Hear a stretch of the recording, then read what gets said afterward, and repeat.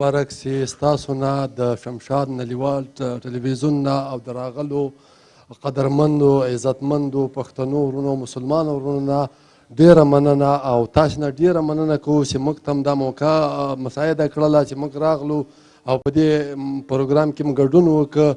واقعیت کې چې تاسو ډیر خدمتونه کړي، هر وخت چې تاسو پروګرامونه ګورو ډیر فخر او ډیر خوشحاله یو او د اختر مبارک ټولو مسلمانانو ته بالخصوصا پښتنو ورونو ته وایم او د هغو حاجانو نه مې غوښتنه دا ده چې د افغانستان د دردېدلي افغانستان دپاره دعا وکړي او الله تعالی دې موږ دا رنځېدلی کړېدلی هېواد نور په خپل فضل او قدرت سره را جوړ کړي. د سرتورو او د لوڅو پټولو په تالاش یم، د سرتورو او د لوڅو پټولو په تالاش یم، نن دوران ملک جوړولو په تالاش یم.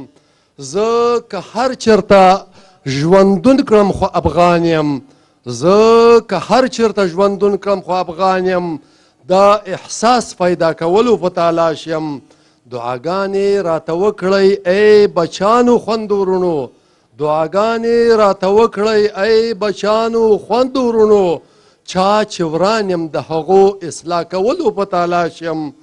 د غفلت له خوب ویده به نن راویښ هر یو افغان کم، د غفلت په خوب ویده به نن راویښ هر یو افغان کړم.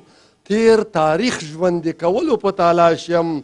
د باروتو د لوګو نه زموږ د ټولو سخت نفرت دی، د باروتو د لوګو نه زموږ د ټولو سخت نفرت دی. خوشبويي ګل د غاټولو راوستلو په تالاش یم.